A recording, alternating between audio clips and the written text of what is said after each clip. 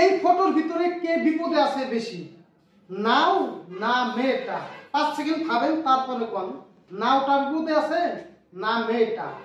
এখন বলতে কোয়া পারেন যে নাও এ বিপদে আছে বেশি, নাইবা কেউ কোয়া পারেন যে মেয়েটা বিপদে আছে বেশি। কিন্তু আমার মতে আর অরিজিনালে বিপদে আছে মাটি, মানে রোদে ফাইটা গেছে মাটি, সব থেকে যদি বেশি বিপদে আছে সেটা হলো মাটি। ঠিক তেমনি আমগর এলাকা বা আপনার এলাকা দুই দলের প্রার্থী, মানে দুইজন নেতায় ভোট খেলা, আর আপনারা ভাবেন যে এই নেতা বিপদে আছে ওই নেতা বিপদে আছে, কিন্তু না, আসল বিপদে আছেন আপনারা বা আসল বিপদে আছি আমরা।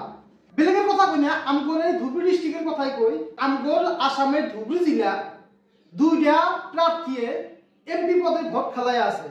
একজন হইল বদরুদ্দিন আজমল, আর একজন হইল রকিবুল হোসেন। তো রকিবুল হোসেন দাঁড়াইছে কংগ্রেসের থেকে এমপি পদে, আর আজমল দাঁড়াইছে AIUDF দলের থেকে।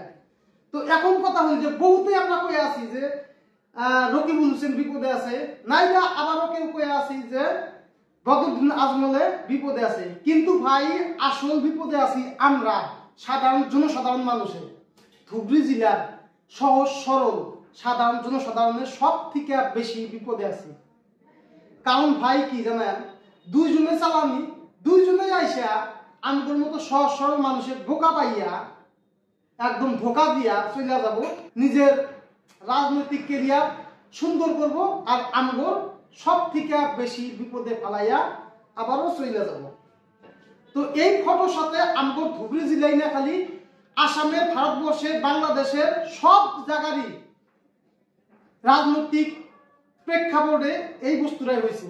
আমরা সবাই ভাবি যে এই রাজনৈতিক দলে বা ওই নেতারা বিপদে আছে, আবার কেউ ভাবি যে ওই নেতা বিপদে আছে, কিন্তু আসল বিপদে থাকি তো আমরা। বুঝতে পারছেন? আমি যে কথাগুলো বললাম এইগুলো আপনার মতে সত্য না মিছা একটু কমেন্টের মাধ্যমে জানাইয়া দিবেন। আর আপনাদের মাঝে বা আপনাদের ওইখানেও এই রাজনৈতিক নেতা বা ইলেকশন নিয়ে কিভাবে প্রভাব পড়ে আপনাদের উপরে সেটাও কমেন্টের মাধ্যমে জানাইয়া দিবেন। আর ভিডিওটা পারলে শেয়ার করবেন।